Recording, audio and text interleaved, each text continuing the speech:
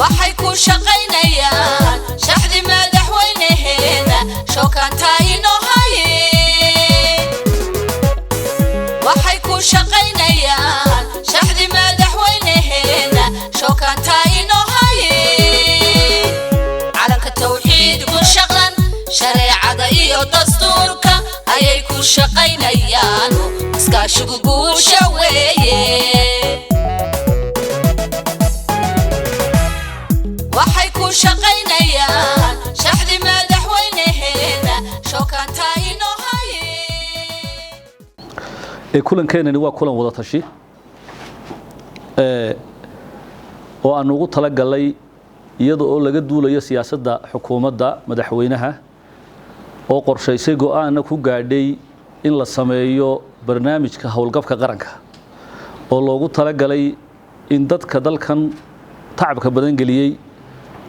u soo shaqaynaya muddada dheer waqtigoodii cimrigoodii ku gaboobay inay qaranka u shaqeeyaan in la siiyo waqti iyo fursad ay kafaalo qaadi karto xukuumaddu inay siiso howlgab inta cimrigooda ka hadhay waxaan filayaa waa Soomaaliya madnaqadeeda oo dhan marka la isu wada geeyo kow weeye taariikhda markii ugu horeysay barnaamijka howlgabka Soomaaliland baan Ilaahay fursad u siiyay waana talada madaxweynaha jamhuuriyadda Soomaaliland mudane Muuse Biixi Cabdi taasoo looga jeedo in kuwa abaalkooda la siiyo sidoo kalena ay fursad shaqo abuur u noqoto dhalinyarada shanta sano soo socda waa la jaangooyay qorshaha howlgabka qaranka muddo laga shaqaynayay waan uga mahad celinayaa hormood waxa ka ahaa wasiirka shaqagelinta wasiirka maaliyadda wasiirada kale la xiriira taliyaasha ciidamada dhammaantood oo safarro dabadda iyo gudahaba aanu galay oo maxaan ku raahdaa mashruucan dib u habeynta shaqaalaha World Bank madaxdiisa Nairobi xitaa aanu shirar ka galay sidii hawsha talo khubaro caalami ah loogu kabi lahaa sidii loo diyaarin lahaa xeerkii iyo siyaasadii howlgabka shaqaalaha dawladda iyadoo hore uu jiray xeerka howlgabka ciidamada oo hore loo sameeyay xeerkii maanta weydin hor yaala waa draft xeerkii iyo siyaasaddiiba waa draft weydin hor yaala walawaan Soomaali loo turjumay Ingiriisi ku qoray laakiin waa turjumaynaa sanad walba 3,000 oo ciidamada iyo shaqaalaha dawladda baa loogu talagalay inay howlgab kaga baxaan shaqada dawladda oo la kafaalo qaado wixii ay siyaasaddu u jireysay ee loogu talagalay qondo maaliyadeed in la siiyo waan uga mahad celinayaa mar walba hay'adda shaqaalaha runtii hormuudka ay u tahay in shaqo abuur loo sameeyo da'yarta waxbaratay ee jamhuuriyadda Soomaaliland sidoo kale aan la tuurin kuwii daalay ee wax badan soo qabtay ee dadaalay oo u baahan iyaguna in la xuso aad baan mar labaad iyo mar saddexaad baan anigoo ku hadlaya magaca guddida steering committee-ga aan idinkaga mahad celinayaa kulankiina qiimaha badan iyo sida aad culimo ahaan iyo aqoon-yahan ahaanba noola la fagurtaan mar labaad waxaan u mahad celinayaa daadiyayaasha mashruuca iyo gudoomiyaha hay'adda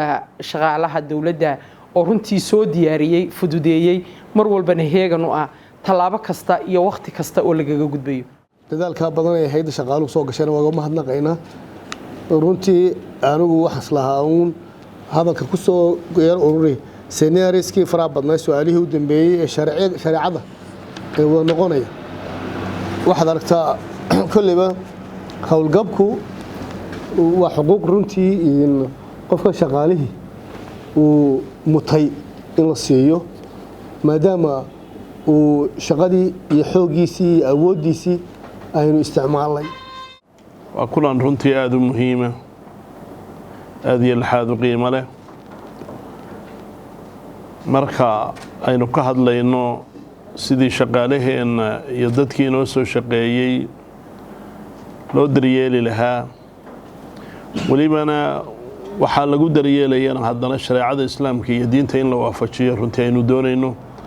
waa arrin aad iyo laxaad u muhiima way xeerarkeenna iyo dhaqankeenna dhammaan waxa u asala shareecada iyo diinta islaamka ilaahay baa ku mahadleh diinteenna islaamku dadka shaqaalaha ee shaqaynaya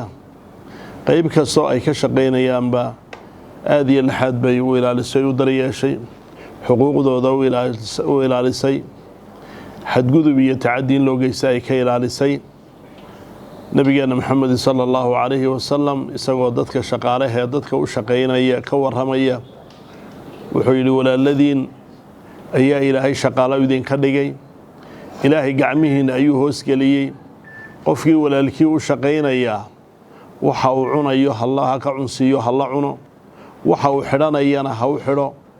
wax ka qaalibahoo aanay qaban karayninna ha ku kalifina baa nebigu sala allahu calayh wasalam yidhi haddii aad ku kalifdaan oo u dirtaanna idinku ku garab siiya oo ku caawiya baa nebigu sala allahu calayh wasalam yidhi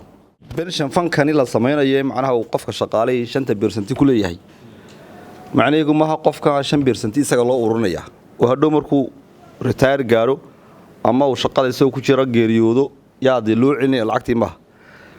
fankan la siinay dadka benshanka galay ayuu isagu qofkan shaqaalihii ku leeyahay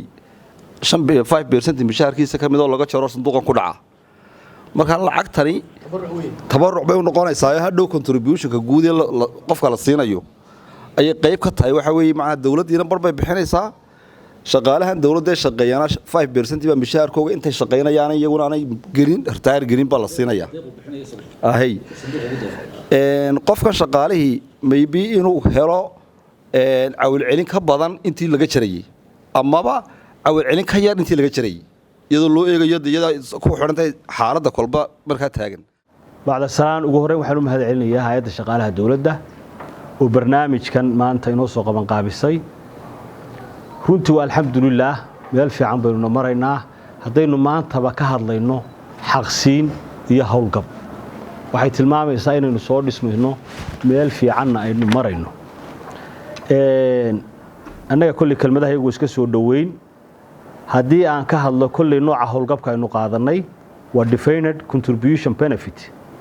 waa nooc wanaagsan oo dawladda iyo wada bixinayaan qofka wixii laga jarayay